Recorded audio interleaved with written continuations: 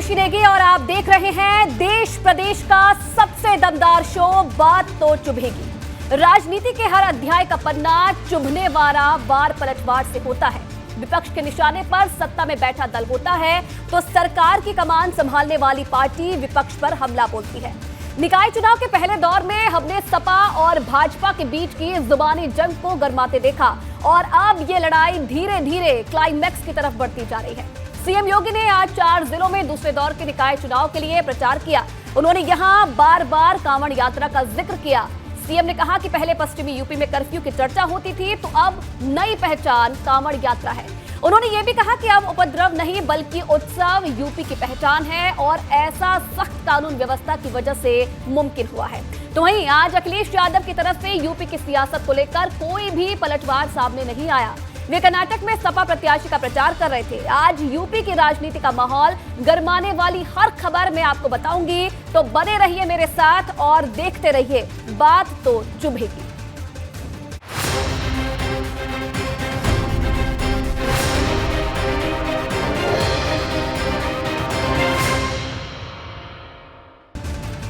तो सीएम योगी ने आज हापुड़ से लेकर बुलंदशहर और मेरठ से लेकर गाजियाबाद तक भाजपा प्रत्याशी के समर्थन में धुआंधार प्रचार किया। यहां उनके निशाने पर समाजवादी पार्टी और राष्ट्रीय लोकदल रही। मुख्यमंत्री योगी ने कहा कि सपा और रालोद केवल अवसरवादी गठबंधन ही नहीं बल्कि ये अराजकतावादी गठबंधन भी है और अराजकता की जड़ भी है।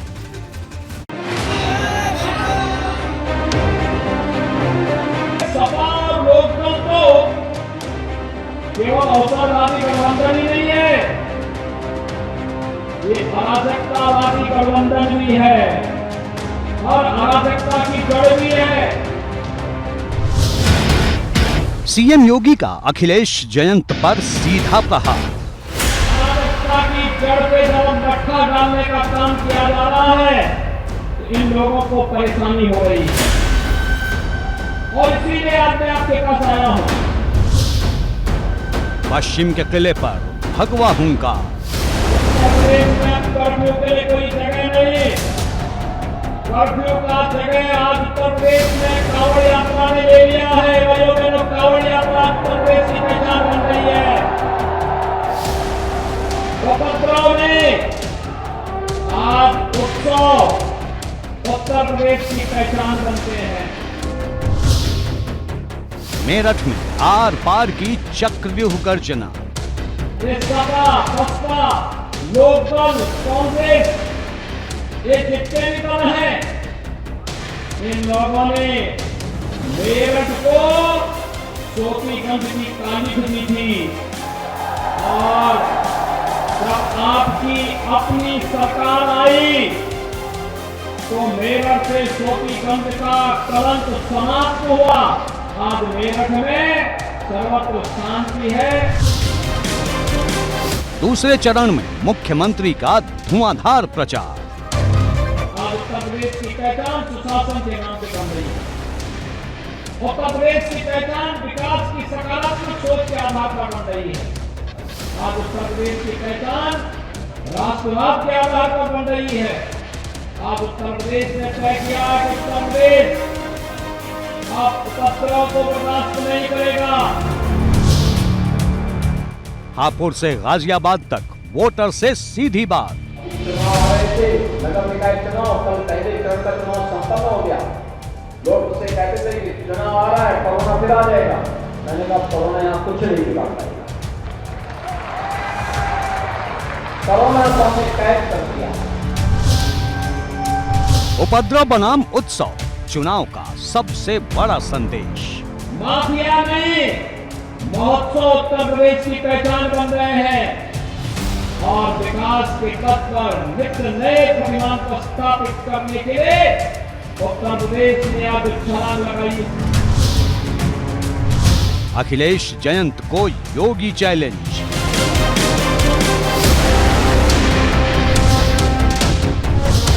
जाटलैंड में बाहुबली प्रचार।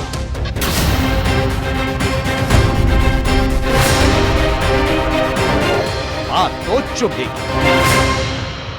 जमीन पश्चिमी यूपी की थी, जहां निकाय चुनाव के दूसरे दौर में कुल 14 जिलों में चुनाव होना है और इसीलिए मुख्यमंत्री योगी जहां भी गए उन्होंने पहले सरकार की उपलब्धियां गिनाई, शहरों के लिए काम गिनाए गए, विकास के कामों का जिक्र किया गया और उसके बाद सपा रालोद पर गिन गिन कर हमला बोला।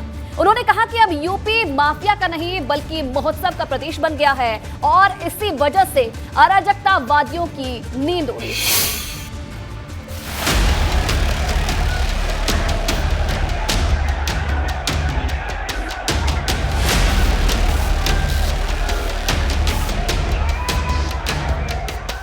दूसरे दौर के निकाय चुनाव में भाजपा के विरोधियों के खिलाफ प्रचार चक्रव्यूह का ये बाहुबली ट्रेलर है। याद करिए, अगर 17 में भी भारतीय जनता पार्टी का बोर्ड नगर निगम मेरठ के अंदर बना होता तो मेरठ भी स्मार्ट सिटी के रूप में अपनी एक नई पहचान के साथ, एक नई आभा के साथ आगे बढ़ रहा होता। भैया बहनों, हम लोगों ने पूरा प्रयास किया, ऐसा नहीं कि हमने पैसा न दिया हो, पैसे की कमी नहीं आड़े आने दी, लेकिन पैसे का सही उपयोग भी हो सके। सीएम योगी ने हापुड़ से लेकर बुलंदशहर, मेरठ और फिर गाजियाबाद में जनता के बीच जो कहा वो हर शब्द वोट की जंग से जुड़ा है। पश्चिम की रणभूमि में तूफानी प्रचार के इस अभियान में सीएम योगी के सीधे निशाने पर समाजवादी पार्टी और रालोद है। सीएम योगी ने बार बार विरोधी दलों पर परिवारवाद के आरोप लगाए। जो परिवारवादी पार्टी भी आई होंगी चुनाव के समय, एक परिवारवादी जब सत्ता में आते हैं तो तमंचावादी हो जाते हैं और युवाओं के हाथों में भी तमंचा पकड़ा करके प्रदेश की कानून व्यवस्था को, एक सामान्य नागरिक के जीने को, अधिकार को जबरदस्ती हड़प लेना चाहते हैं। लेकिन आज उत्तर प्रदेश में बदलाव आया है भाइयों बहनों। आज उत्तर प्रदेश में युवाओं के हाथों में तमंचे नहीं, टैबलेट है। टैबलेट 2 करोड़ युवाओं को उत्तर प्रदेश में वर्तमान में टैबलेट उपलब्ध करवाया जा रहा है। सीएम योगी ने चारों शहरों में चुनाव प्रचार के दौरान कानून व्यवस्था का खास तौर पर जिक्र किया। मुख्यमंत्री ने दावा किया कि 2017 से पहले के हालात डराने वाले थे और आज हर तरफ अमन चैन है। सपा बसपा की सरकारों में यहां पर अराजकता का तांडव था। पेशेवर माफिया और अपराधी अराजकता फैलाते थे। ये पार्टियां अवसरवादी ही नहीं, अराजकतावादी भी थी। इनके एजेंडे में विकास नहीं था। कोई हज हाउस के नाम पे पैसा खर्च करता था, कोई कब्रिस्तान के नाम पे पैसा खर्च करता था। आज भाइयों बहनों, उन सब की स्थिति आप देख रहे हैं। इशारा साफ है कि एक बार फिर गाजियाबाद में भगवा लहराने के लिए भाजपा कोई भी दांव खाली नहीं छोड़ना चाहती। आज गाजियाबाद सेफ सिटी बनने की ओर अग्रसर है। हमने पुलिस रिफॉर्म करते हुए पुलिस कमिश्नरेट सिस्टम गाजियाबाद में लागू कर दिया है और गाजियाबाद म्युनिसिपल कॉर्पोरेशन उत्तर प्रदेश का दूसरा म्युनिसिपल कॉर्पोरेशन है जिसने म्युनिसिपल बॉन्ड भी जारी किए हैं।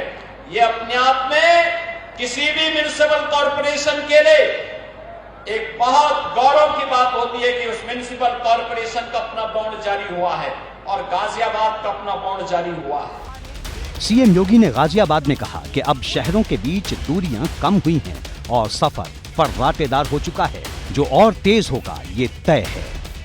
कोई सोचता था पश्चिमी उत्तर प्रदेश में दिल्ली, गाजियाबाद, मेरठ के बीच की दूरी कभी कम हो पाएगी? मेरठ से दिल्ली की दूरी 4 घंटे में, गाजियाबाद से दिल्ली सटा हुआ है लेकिन इस दूरी को तय करने में 2 घंटे लग जाते थे। आज भाइयों बहनों, मेरठ से गाजियाबाद 12 लेन का हाईवे तो तैयार हो चुका है, वो कब का प्रारंभ भी हो चुका है। अब अगले महीने रैपिड रेल को भी शुभारंभ करने जा रहे हैं। रैपिड रेल इस दूरी को और कम कर देगा। गाजियाबाद में भाजपा के भीतर संगठन के बीच टकराव खुलकर सामने आ चुका है।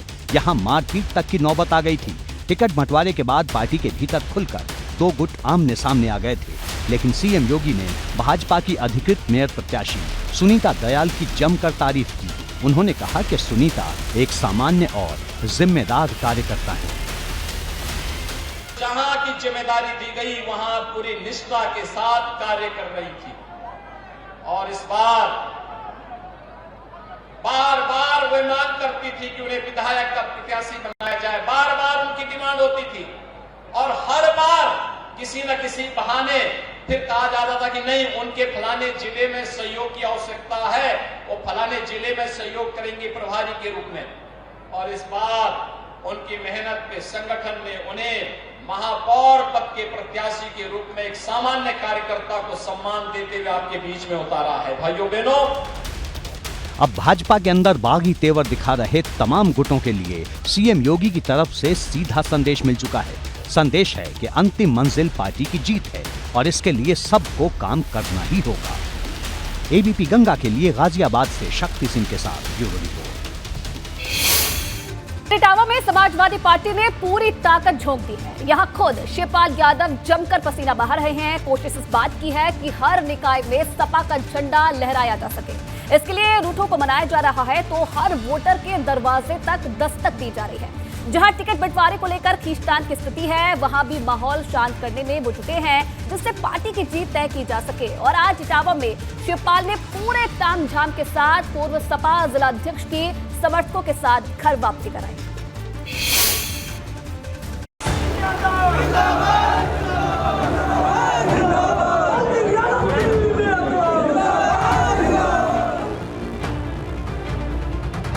इटावा शहर में सियासी मजमा है। रंग बिरंगी फूलों की बड़ी सी माला सजी है और माले के फ्रेम में खुद को शामिल करवाने की होड़ है। बस इसी माला के फूलों की तरह सपा के कार्यकर्ताओं को फिर से पिरोकर निकाय चुनाव में बड़ी जीत की जुगत में हैं चाचा शिवपाल। अपने इसी मुहिम को निकाय चुनाव के दूसरे चरण से पहले पुराने साथी सुनील यादव की घर वापसी करवाकर शिवपाल यादव ने दहाड़ दी है। सुनील यादव जैसे कार्यकर्ताओं की वापसी होते ही शिवपाल ने सपा की सफलता का दावा तो ठोका ही, भाजपा पर भी जमकर भड़ास निकाली। अब उन्होंने थोड़े दिनों में समझ लिया भारतीय जनता पार्टी, मैंने भी समझ लिया है भारतीय जनता पार्टी। और हमसे तो छोटे नेता से लेकर के भारतीय जनता पार्टी का बड़े नेता तक हमारे संपर्क में रहा। पार्टी में नहीं, संपर्क में रहे। मैं तो पार्टी में नहीं, संपर्क में रहे। हमसे मिलने आते थे, छोटे नेता से लेकर के बड़े नेता। और सुनील ने भी बहुत जल्दी समझ लिया। दरअसल जिस सुनील यादव को शिवपाल यादव ने सपा में शामिल करवाया है वो सपा के जिला अध्यक्ष होने के साथ साथ प्रसपा के शहर अध्यक्ष भी रह चुके हैं। सुनील यादव मैनपुरी लोकसभा के उपचुनाव में नाराज होकर अपने समर्थकों के साथ भारतीय जनता पार्टी में शामिल हो गए थे, लेकिन अब शिवपाल यादव के समाजवादी पार्टी के राष्ट्रीय महासचिव बनने के बाद सुनील यादव अपने समर्थकों के साथ फिर से घर वापसी कर गए हैं। देखिए, राजनीतिक में परिस्थितियां जब कभी कभी ऐसी होती हैं कि निर्णय कभी कभी निर्णय न चाहते हुए भी हो जाते हैं। और हमने जो कि अभी जैसा कहा था कि हम लोग ईश्वर को मानने वाले लोग हैं, अल्लाह को मानने वाले लोग हैं, हम ये जानते हैं, आम इंसान है हम लोग, तो गलती होना स्वाभाविक है। लेकिन जो व्यक्ति उसका सुधार कर ले और पुनः उस रास्ते पर चले जहां उसको जरूरत है, तो मेरा मानना है कि हम बहुत अपने नेता को बड़ा हृदय का मानते हैं। उन्होंने हम सबको थोड़ा स्वीकार किया और जो अपेक्षा उन्होंने हम लोगों से की है, बहुत बड़ा संगठन, बहुत बड़ा समय रहा हम लोगों को। 20-22 वर्षों तक हम लोगों ने विपक्ष की राजनीति की, हम लोग कभी सुविधा भोगी नहीं रहे। मौका भले ही एक पुराने साथी को पार्टी में घर वापस करवाने का था, लेकिन इस मौके पर भी कार्यकर्ताओं के सामने शिवपाल ने भाजपा के खिलाफ घमासान का मंत्र दिया।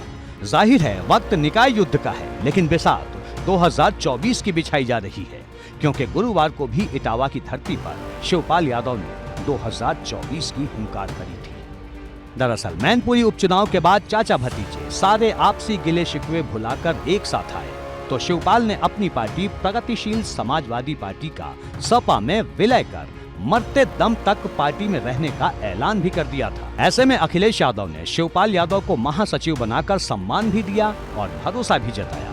उसी भरोसे की भरपाई की कोशिश में जुटे हैं शिवपाल। वहीं भाजपा उन पर चुभने वाले निशाने साध रही है।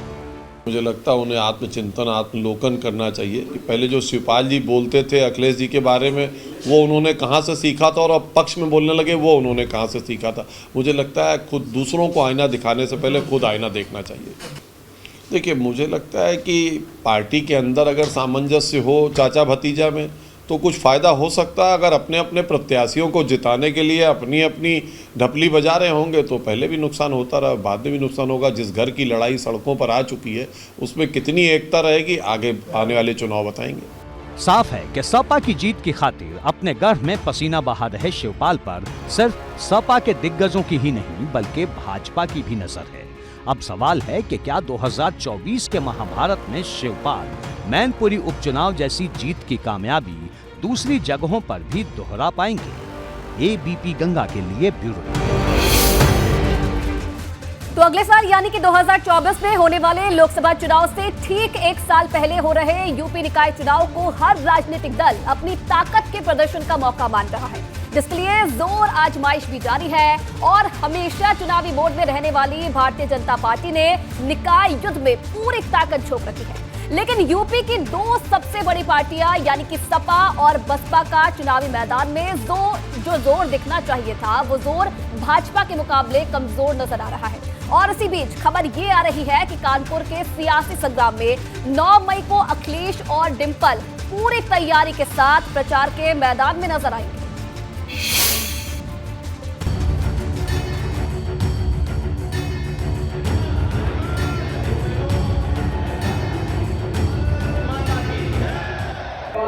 लोग परेशान है और तमंचावादी परेशान है। ये अराजकतावादी गठबंधन भी है और अराजकता की जड़ भी है। आप उपद्रव को बर्दाश्त नहीं करेगा। उत्तर प्रदेश में अब कर्फ्यू के लिए कोई जगह नहीं। नगर निकाय चुनाव में सीएम योगी धुआंधार प्रचार कर रहे हैं। सीएम योगी हर रोज तकरीबन 3 से 4 जिलों का दौरा कर रहे हैं। पिछले 48 घंटों की बात करें तो सीएम ने 12 जनसभाएं की। मतलब साफ है कि निकाय के युद्ध में भाजपा ने पूरी ताकत झोंक दी है। इसका अंदाजा इसी से लगा सकते हैं कि पहले चरण के 9 मंडलों के 37 जिलों के लिए सीएम योगी ने 22 जिलों की जनता से सीधा संवाद किया। सीएम से लेकर दोनों डिप्टी सीएम, प्रदेश अध्यक्ष समेत तमाम बड़े नेता और कार्यकर्ता वोटरों के बीच पसीना बहा रहे हैं। लेकिन भाजपा के मुकाबले सपा की तरफ से बड़े पैमाने पर प्रचार सभा नजर नहीं आ रही।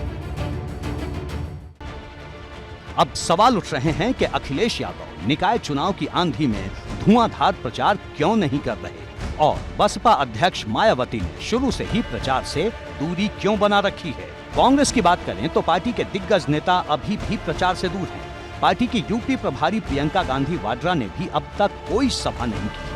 इसलिए ये चर्चा तेज है कि 9 मई को प्रचार का शोर थमने से पहले क्या विपक्षी खेमे में भाजपा की तर्ज पर सभाओं का जोर दिखेगा। इस सवाल का जवाब कानपुर से सामने आया है, जहां सपा सांसद डिंपल यादव 9 मई को रोड शो कर सकती हैं, जबकि अखिलेश यादव रैली को संबोधित कर सकते हैं। सपा प्रत्याशी वंदना वाजपेयी की जीत तय करने के लिए सपा शक्ति प्रदर्शन की तैयारी में है। हम लोग लगातार आक्रामक तरीके से चुनाव लड़ रहे हैं। भारतीय जनता पार्टी से बेहतर रणनीति से चुनाव लड़ रहे हैं और हम लोगों ने ये मैसेज देने में सफल हुए हैं कि चुनाव समाजवादी पार्टी जीत सकती है।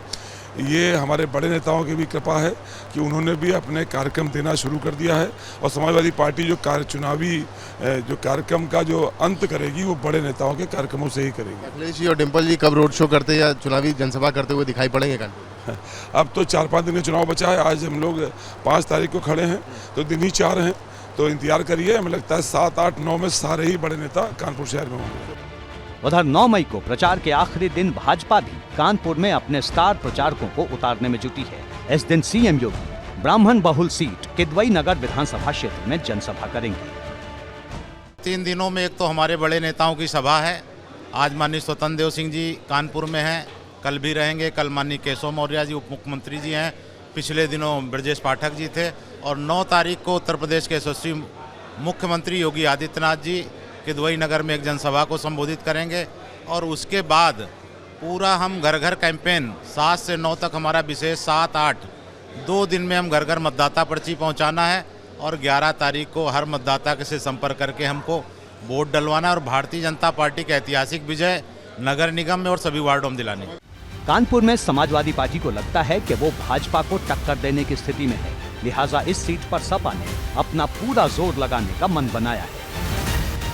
इस बार इन्होंने, चूंकि अमिताभ वाजपेयी 2 बार विधायक रह चुके हैं, 5 विधानसभाओं में 3 में इनका कब्जा है कानपुर नगर की। हालांकि कल्याणपुर और महाराजपुर भी मेयर की सीट में आती है, लेकिन अमिताभ वाजपेयी ने जिस तरीके से अपना एक आधार बनाया ब्राह्मणों के बीच में, उसको देखते हुए उन्होंने जो इस समय मुसलमानों का, माइनॉरिटीज़ का वोट है, वो दोनों जोड़ करके अब ये दिख रहा है कि अब नंबर 2 की लड़ाई में सपा आ गई। कानपुर के मिजाज को समझने के लिए वहां का जातीय समीकरण भी समझना जरूरी है। कानपुर नगर निगम क्षेत्र में ब्राह्मण वोटरों की संख्या करीब 6.5 लाख है। मुस्लिम वोटरों की तादाद है 5 लाख, ओबीसी वोटर हैं 4 लाख, एससी वोटरों की संख्या भी करीब 4 लाख है, वैश्य वोटर हैं करीब 1.5 लाख, जबकि क्षत्रिय समाज के वोटों की तादाद है करीब 60,000। तो अखिलेश यादव भी 9 तारीख को ही कानपुर में बड़ी सभा कर सकते हैं। यही नहीं, वो चाचा शिवपाल सिंह यादव और डिम्पल यादव के साथ यहाँ पर रोड शो करते हुए भी देखे जा सकते हैं। लेकिन भारतीय जनता पार्टी की अगर रणनीति की बात की जाए तो स्टार प्रचारकों में उप मुख्यमंत्री दोनों और मुख्यमंत्री के साथ तमाम मंत्री भी किसी भी कोर कसर को छोड़ना नहीं चाहते। वहीं कांग्रेस भी अपना पूरा जोर लगा रही है, लेकिन समाजवादी पार्टी की रणनीति और भारतीय जनता पार्टी की पलटवार वाली रणनीति देखने के लिए काफ़ी दिलचस्प नजर आ रही है। कानपुर से कैमरामैन पंकज निगम के साथ रतीश त्रिवेदी, एबीपी गंगा।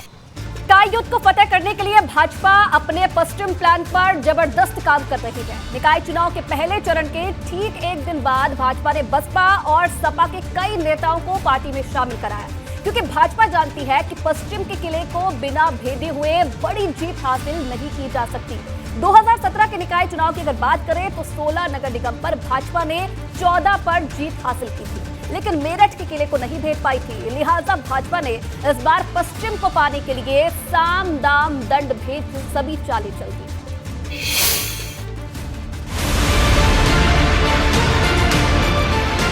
दूसरे दलों में भाजपा का सेंधमारी प्लान लगातार जारी है। बसपा और सपा छोड़कर भाजपा का पटका पहनने की ऐसी तस्वीरें पिछले 1 हफ्ते से तकरीबन रोज आ रही हैं, पर बस इतना है कि हर रोज चेहरे और इलाके बदल रहे हैं। इस बार भाजपा का दामन थामने वाले नेताओं में सबसे बड़ा चेहरा बसपा के मेरठ के कोऑर्डिनेटर रहे गोविंद भाटी का रहा। इसके अलावा अंकित शर्मा, मुलायम सिंह यूथ ब्रिगेड के पदाधिकारी मुकेश भटनागर समेत कई ऐसे नेताओं ने भाजपा का दामन थामा। माना जा रहा है कि इन नेताओं की पकड़ पश्चिमी यूपी, खासकर मेरठ में अच्छी खासी है। सभी नेताओं को भाजपा के प्रदेश कार्यालय में डिप्टी सीएम ब्रजेश पाठक ने पार्टी की सदस्यता दिलाई। लगातार भारतीय जनता पार्टी का परिवार बढ़ता जा रहा है और माननीय प्रधानमंत्री नरेंद्र मोदी जी की रीति नीतियों में लोगों का विश्वास बढ़ रहा है। 10 के 10 नगर निगम जो कल जहां पोल हुआ है जीतेंगे। नगर पंचायत और नगर पालिका परिषद में भी बहुत बेहतर रिजल्ट आने वाला है। कल तक हाथी की सवारी करने वाले गोविंद भाटी ने जैसे ही भाजपा का पटका पहना, मायावती पर कार्यकर्ताओं और नेताओं की अनदेखी समेत आरोपों की बौछार कर दी। साथ ही वजह भी बताई कि अचानक उन्हें भाजपा क्यों भाने लगी। बसपा में जो कार्यकर्ताओं को सम्मान नहीं मिलता और कार्यकर्ता सम्मान का भूखा होता है। मैंने जो बीजेपी की आचार विचार, जो उनकी धारा है, वो मैंने देखी, बहुत अच्छी है। और हमारे प्रधानमंत्री जी जो मन की बात करते हैं बहुत अच्छी है। और जो योगी जी ने उत्तर प्रदेश में जो आतंकवाद खत्म करा है, उसी के आधार पर हम लोगों ने बीजेपी को ज्वाइन किया। मेरठ की जमीन पर पैठ रखने वाले नेताओं पर सेंधमारी की रणनीति के पीछे कैबिनेट मंत्री बेबी रानी मौर्य की भूमिका अहम मानी जा रही है। इस बाबत जब एबीपी गंगा की टीम ने उनसे सवाल किया तो उन्होंने साफ तौर पर कहा कि दूसरे दलों में कोई विचारधारा बची ही नहीं है, लिहाजा तमाम दलों के नेता भाजपा के साथ जुड़ रहे हैं। देखिए, सब अपनी स्वेच्छा से आ रहे हैं और उन्हें जहाँ लग रहा है कि जहाँ मान सम्मान है, जहाँ योगी जी की और मोदी जी की योजनाएं सबको लाभ मिल रहा है, सबको सम्मान मिल रहा है, तो वो स्वतः ही आ रहे हैं और उन्हें लग रहा है कि यहाँ भारतीय जनता पार्टी में हमारा ज़्यादा सम्मान है। और इसी कारण से उन्होंने आज बसपा के बहुत बड़े कोऑर्डिनेटर, कई जिलों के कोऑर्डिनेटर रहे हैं, उन्होंने अपने कम से कम 150 लोगों की संघ आज पार्टियाँ ज्वाइन की है और उनके फॉलोअर होंगे वो तो अलग होंगे। दरअसल 2017 में मेरठ के महाभारत में मात खा चुकी भाजपा इस बार जीत का परचम लहराने का कोई मौका गंवाना नहीं चाहती। इसकी एक वजह और भी है। 2019 के लोकसभा चुनाव में भाजपा को सबसे बड़ा झटका पश्चिमी यूपी में ही लगा था। 2019 में भाजपा ने यहां की कुल 27 सीटों में से 19 पर ही जीत हासिल की थी, जबकि 2014 में भाजपा ने 27 में से 24 सीटें जीत ली थी। जाहिर है, पिछले निकाय और लोकसभा चुनाव दोनों को देखते हुए भाजपा 2024 में होने वाले चुनाव में अपनी जीत सुनिश्चित करने के लिए सियासी समीकरण साधने में जुटी है, क्योंकि रालोद से मुकाबले को देखते हुए पश्चिमी यूपी में पैर जमाना अब पहले से ज्यादा चुनौती भरा हो चुका है। एबीपी गंगा के लिए ब्यूरो रिपोर्ट। जातीय जनगणना के मुद्दे पर सियासी तपेश लगातार बढ़ती जा रही है। आज डिप्टी सीएम केशव प्रसाद मौर्य ने अखिलेश पर तीखा तंज किया। उन्होंने कहा कि समाजवादी पार्टी जैसे दल पिछड़ों के दुश्मन है। केशव प्रसाद मौर्य ने कहा कि वे किसी का भला नहीं चाहते, ये केवल राजनीतिक मुद्दा खड़ा करते हैं, जबकि भारतीय जनता पार्टी पूरे देश का विकास चाहती है।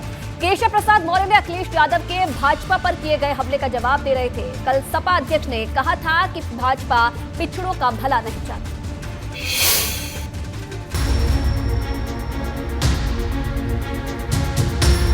जातीय जनगणना के मुद्दे पर सियासत सातवें आसमान पर है। बिहार में पटना हाईकोर्ट ने नीतीश कुमार के जातीय जनगणना के आदेश पर अंतरिम रोक लगाई, तो यूपी में गरमाई सियासत अब भी ठंडी नहीं हो रही। देखिए, इस देश के अंदर सपा, बसपा, कांग्रेस, लोकदल या जनता दल यू या राष्ट्रीय जनता दल, ऐसे जो राजनीतिक दल हैं, ये पिछड़ों के दुश्मन हैं।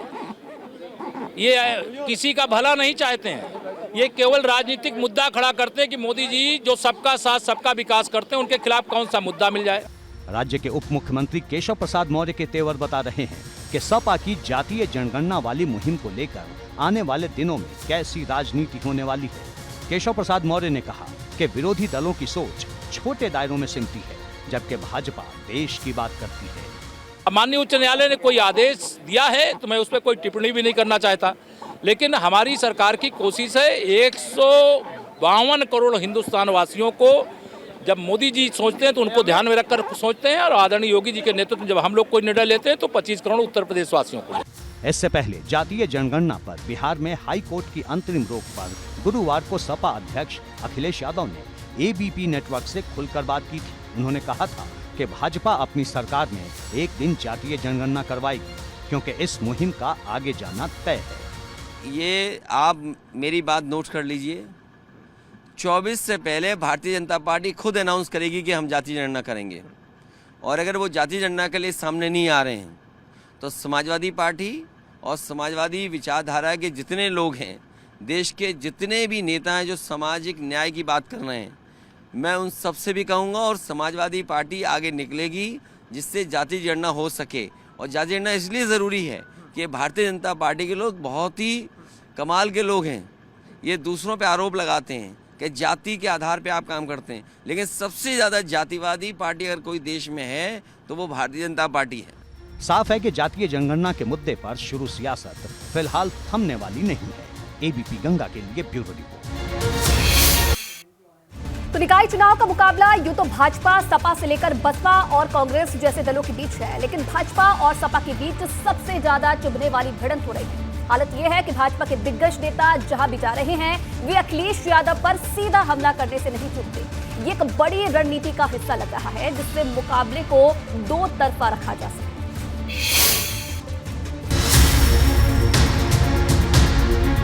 निकाय चुनाव का पहला दौर बीत गया, दूसरे दौर में आंधी तूफान वाला प्रचार चल रहा है। इस बीच भाजपा की कोशिश अखिलेश यादव के खिलाफ जबरदस्त घेराबंदी की है। तभी तो दिग्गज नेता एक के बाद एक सीधे सपा अध्यक्ष पर हमलावर दिखे। मैदान अलग अलग था, जिले अलग अलग थे, लेकिन हमले की धार एक जैसी थी। पार्टी को समर्थन दिया अपने घर से निकल करके मैं दावे के साथ कह सकता हूं कि सभी नगर निगमों में, नगर पंचायतों में और नगर पालिका परिषदों में भारतीय जनता पार्टी प्रचंड बहुमत से आ रही है। इस बार खास बात यह है कि हमारे पार्षद सभासदगण भी बड़ी संख्या में जीत करके आ रहे हैं। ये कहा जा रहा है कि वोटर लिस्ट में गड़बड़ी जानबूझकर की गई और जो मतदान हुआ वो ऐसा नहीं हुआ कि निष्पक्ष जिसे कहा जा सके। नहीं, अपने लोग भी परेशान हैं, सभी लोग परेशान रहते हैं। जो शिकायत रहती है वह सरकार से जो चुनाव करा रहे हैं, चुनाव ऐसे आयुक्त लोग बताते हैं, वो समस्या का समाधान करते हैं। तो कह रहे हैं कि लोकतंत्र की हत्या हुई है। क्या है वो लोग बात करेंगे, अपने उनका शासन सत्र के पहले देखें, गुंडागर्दी, उनका भ्रष्टाचार, जिस प्रकार की घटनाएं थी राज्य के अंदर, आज योगी सरकार आने के बाद कितना शांति से महसूस करते हैं। या तो गुंडे जमीन के अंदर हैं, या आसमान में हैं, या जेल के अंदर हैं, तो एक शांति या सुखी से लोग रह रहे हैं।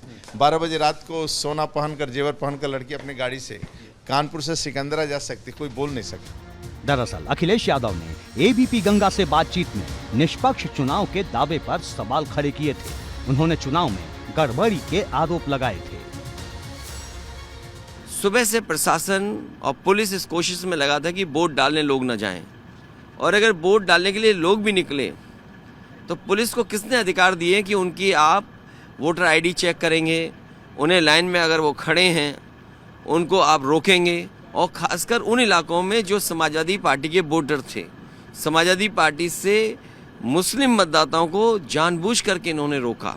सहारनपुर में शिकायतें रहीं, मैनपुरी में मैंने खुद प्रशासन से बात की।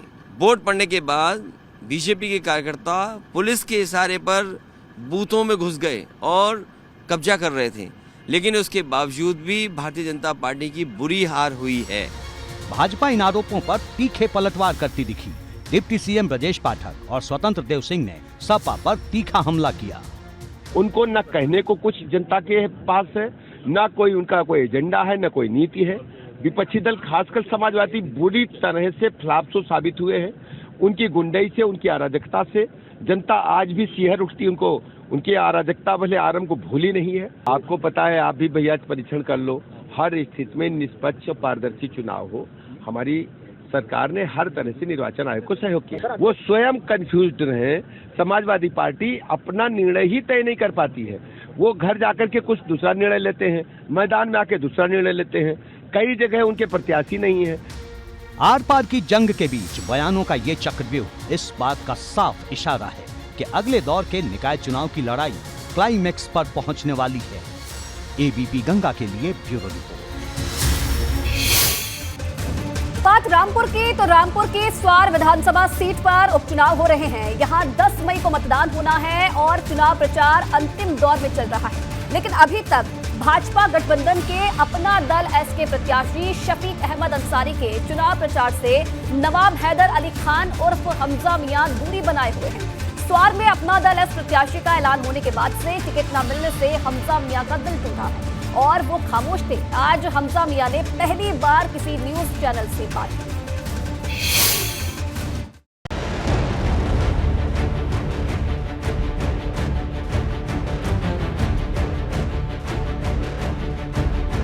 रामपुर के स्वार में क्या होने वाला है? स्वार विधानसभा सीट के उपचुनाव में इस बार आजम खान का दांव कामयाब होगा या फिर रामपुर सदर सीट के उपचुनाव की तरह फिर से सपा को यहां भी झटका लगेगा? क्या मुस्लिम बहुल इस सीट पर सपा का हिंदू कार्ड रंग लाएगा या भाजपा गठबंधन का मुस्लिम कार्ड आजम खान के रसूख पर भारी पड़ेगा? एबीपी गंगा ने स्वार का माहौल जानने के लिए यहां का जायजा लिया। यहां अपना दल एस की तरफ से शफीक अंसारी उम्मीदवार हैं, जिन्हें नवाब परिवार के सदस्य और पिछले चुनाव में अपना दल एस के नेता हमजा मियां की जगह टिकट मिला है। हमजा 2022 में इस सीट पर सपा के अब्दुल्ला आजम से चुनाव हार गए थे। अब तक हमजा मियां शफीक अंसारी की उम्मीदवारी पर खामोश थे, लेकिन अब उन्होंने खुलकर मन की बात कही है। मेरे कुछ पारिवारिक समस्याएं थी, फैमिली में कोविड हो गया था, तो इस वजह से मैं खुद क्वारंटीन में था, मैं रामपुर में नहीं था। मेरे आज भी कम से कम 150-200 आदमी आए थे, सबको समझाना होता है, सबसे बात हुई है। बाकी मैं जिन जगह मुझे जाना है मैं जाऊँगा। तो अब क्या उम्मीद है कब? मैं तो आज भी लोग आए थे, फिर लोग आ रहे हैं, कल मैं जाऊँगा अपने लोगों जाएंगे। जी बिल्कुल जाऊँगा। यानी ये साफ हो चुका है कि हमजा मियां की शफीक अंसारी को उम्मीदवार बनाए जाने को लेकर अब पार्टी से कोई नाराजगी नहीं।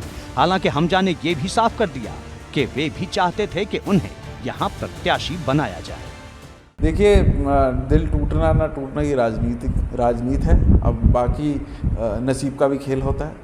पार्टी ने क्या मंशा होती है, इच्छा होती है, बाकी जो मेरे नसीब में है वो मुझे मिलेगा, जो जिसके नसीब में है वो उसको मिलेगा। पार्टी के जो भी पार्टी के फैसले थे इसमें मैं कैसे कुछ कह सकता हूँ। हर आदमी अपना प्रयास करता है, अपनी कोशिश करता है। हमजा ने एबीपी गंगा से बातचीत में आजम परिवार के विरोध पर भी खुलकर बात की और साफ साफ कहा कि रामपुर में अगर आजम का सबसे ज्यादा किसी ने विरोध किया है तो वो हमारा परिवार ही रहा है। ऐसा है, जितने लोग आज की डेट में आजम खान का विरोध कर रहे हैं वो बाद में विरोध कर रहे हैं। अच्छा, आजम खान का विरोध सबसे पहले और सबसे ज़्यादा इस घर से ही रहा है। और जब से मैं राजनीति में आया हूँ तो विरोध की गतिविधियाँ बढ़ गई हैं और जितना मैंने विरोध किया है मैं मानता हूँ जिले में किसी ने नहीं किया है।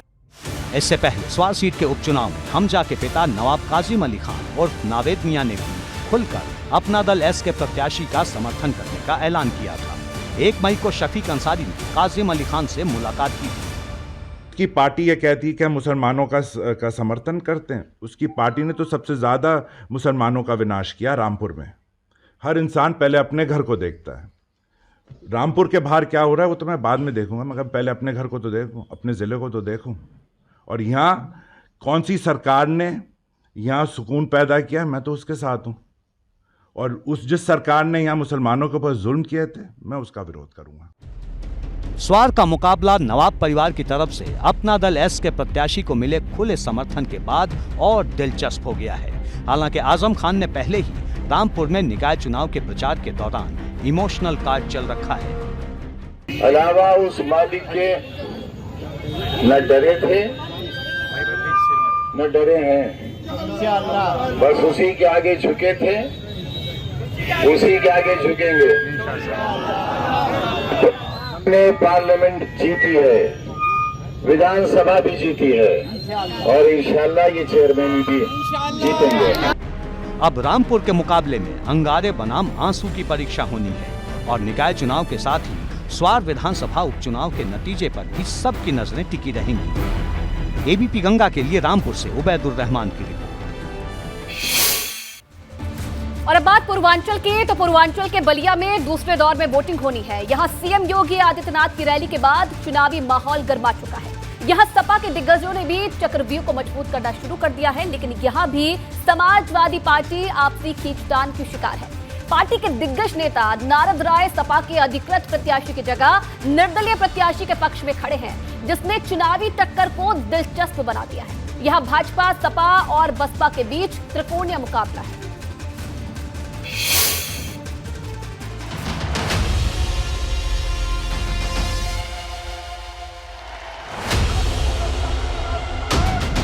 बलिया के नगर पालिका चुनाव में सीएम योगी के धुआंधार प्रचार के बाद विरोधियों ने रणनीति को नए सिरे से धार देना शुरू कर दिया है, लेकिन सपा के सामने चुनौती और बढ़ गई है।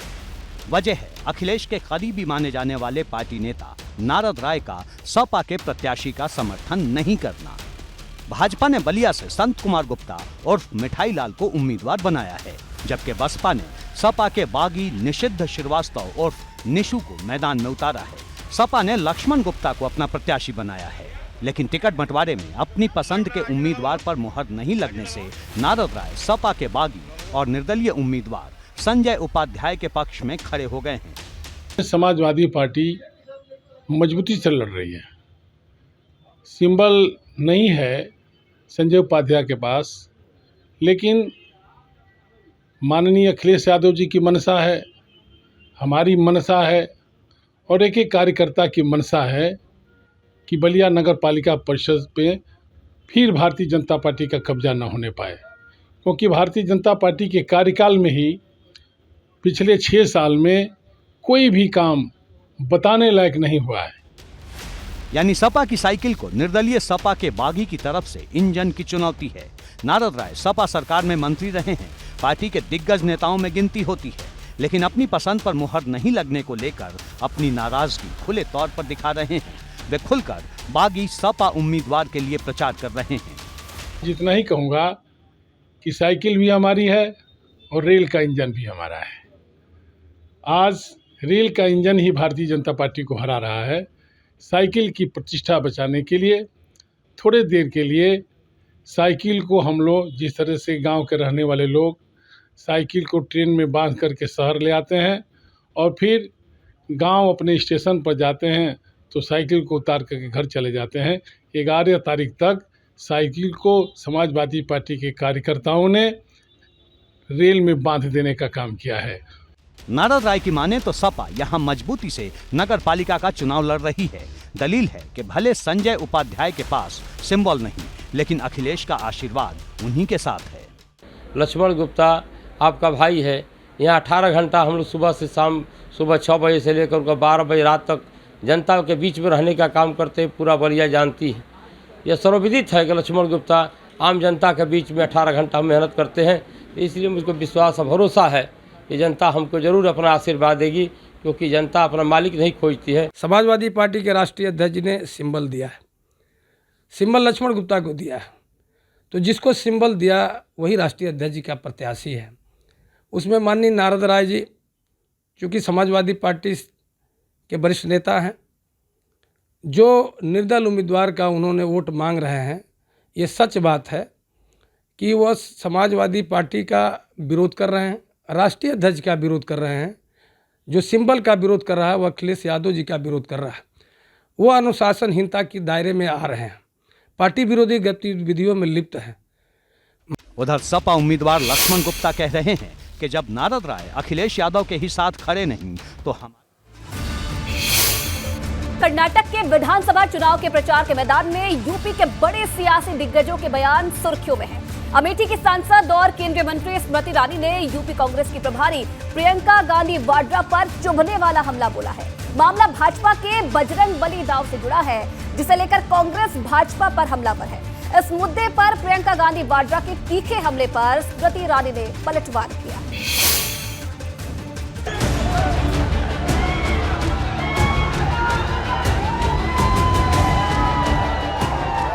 लोकसभा चुनाव से पहले कर्नाटक का सियासी समर अपने शबाब पर है, जहां पूरी सियासत बजरंग बली के इर्द गिर्द आकर ठहर गई है। चुनावी सभाओं में बजरंग बली के नारे लग रहे हैं। बजरंग बली की, बजरंग बली की। कर्नाटक के मंदिरों में बजरंग दल के कार्यकर्ता हनुमान चालीसा का पाठ कर रहे हैं। यहां बजरंग दल पर प्रतिबंध का चुनावी वादा करके कांग्रेस ने भाजपा को ऐसा मौका दे दिया है, जिसे भुनाने में भाजपा ने अपने सारे घोड़े खोल दिए हैं। राज्य में 10 मई को वोटिंग होनी है। इससे ठीक 5 दिन पहले स्मृति ईरानी ने प्रियंका गांधी वाड्रा को लेकर चुभने वाला बयान दे डाला है। श्रीमती वाड्रा का अपना इतिहास है। मैं अमेठी की सांसद हूं कि अमेठी में जब हमारे लोकसभा के चुनाव थे तो उन्होंने सड़क पर नमाज अता की थी। तो क्या उनको मूर्ति पूजन से और हिंदू आराध्य देवी देवताओं से कहीं ना कहीं परहेज है? क्योंकि जो इस्लाम में मानता है नमाज अता करता है वो मूर्ति पूजक नहीं हो सकता। ये 2 पहले स्पष्टीकरण दे दे, उसके बाद उन पर ज्यादा चर्चा होगी। स्मृति ईरानी ने इतना ही नहीं, भाजपा पर बजरंग बली के नाम का इस्तेमाल करने के आरोपों से जुड़े सवालों पर भी पलटवार किया। क्या ओवैसी साहब अल्लाह का नाम नहीं लेते अपने मंच से, अपने वक्तव्यों में? क्या वो अपने भगवान को याद नहीं कर सकते? तो अगर वो कर सकते हैं तो हम अपने आराध्य का नाम क्यों नहीं ले सकते? ये तकलीफ तभी क्यों है जब कोई प्रभु राम का नाम लेता है या बजरंग बली का आह्वान करता है। ये पूरा विवाद तब गरमाया जब कांग्रेस ने अपना मैनिफेस्टो जारी किया। कांग्रेस ने घोषणा पत्र में वादा किया कि प्रदेश में जाति और धर्म के आधार पर नफरत फैलाने के लिए बजरंग दल और पीएफआई जैसे संगठनों के खिलाफ निर्णायक कार्रवाई की जाएगी। घोषणा पत्र में कहा गया कि ऐसे संगठनों को प्रतिबंधित करने की कार्रवाई भी हो सकती है। इसके बाद से ही कर्नाटक में बजरंग दल और बजरंग बली के नाम पर सियासी आर पार की लड़ाई शुरू है। एबीपी गंगा के लिए ब्यूरो रिपोर्ट।